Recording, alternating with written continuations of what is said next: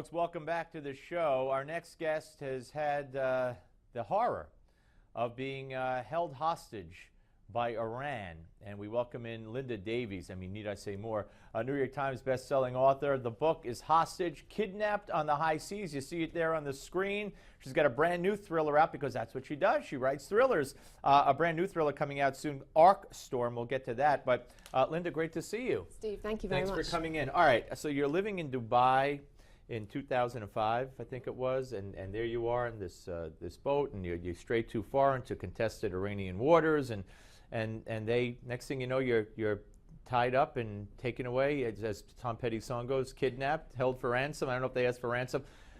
What on earth are you thinking while this is happening to you? Well, first of all, we weren't actually in Iranian waters. They obviously would like to think that we right. were. It was contested waters. It was international waters, but you can't really argue with two gunboats with heavily armed Marines brandishing AK-47, so we didn't.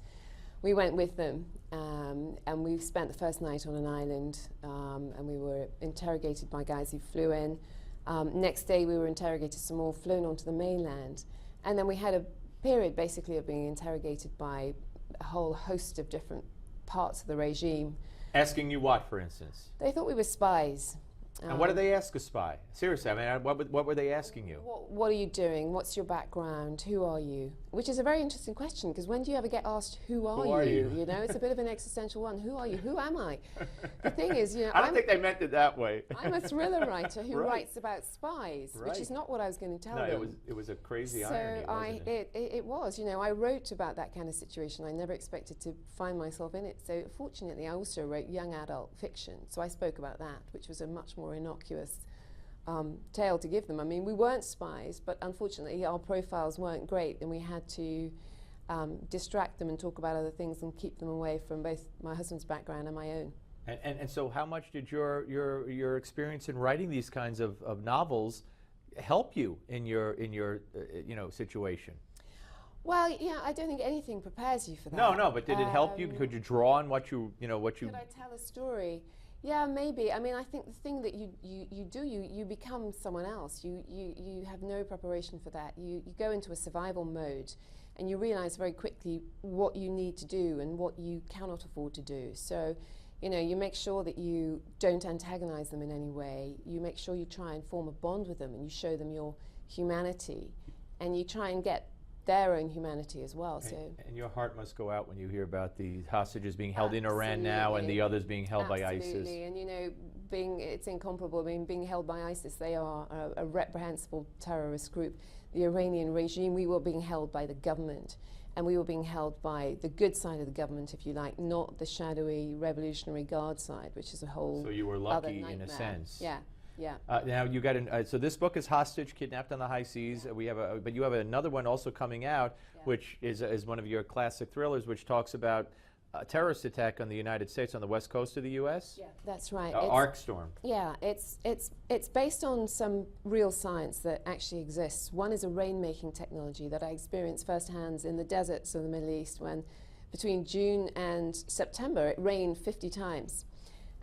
So I then took a real-life scenario of an arc storm in the US and imagined, what if you could control the weather? What if the wrong person could control the weather? And that's arc storm. And that's one nobody really talks about. We talk about, God forbid, all kinds of germ warfare, you know, Ebola virus and biological warfare, and of course bombs, but the weather, that's a new one, yeah. That should be a great read, as all your books are.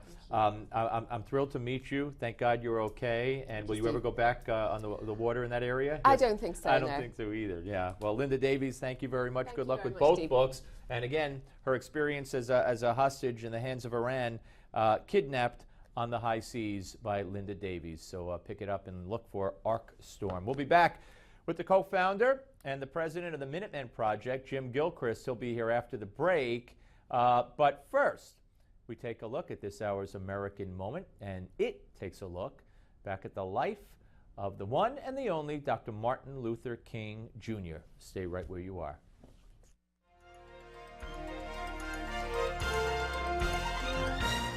January 15th, 1929 was a chilly day in Atlanta, Georgia, when a family gathered to welcome into this world a new life, and with it, a new hope for America. 2 years after his birth, his father Michael King changed his name to Martin Luther King, and then changed his son's name to Martin Luther King Jr. Throughout his 39 years, he instilled in Americans a new spirit of justice and freedom based on equality instead of status, and character instead of race. He waged a nonviolent war on racial segregation, with appearances that radiated with an energy that transcended all races, all faiths, and people of all ages, with words that still resonate today. I may not get there with you, but I want you to know tonight that we as a people will get to the promised land. He spoke to us of his dreams and his beliefs that justice too long delayed is justice denied. You're watching An American Moment on Newsmax TV.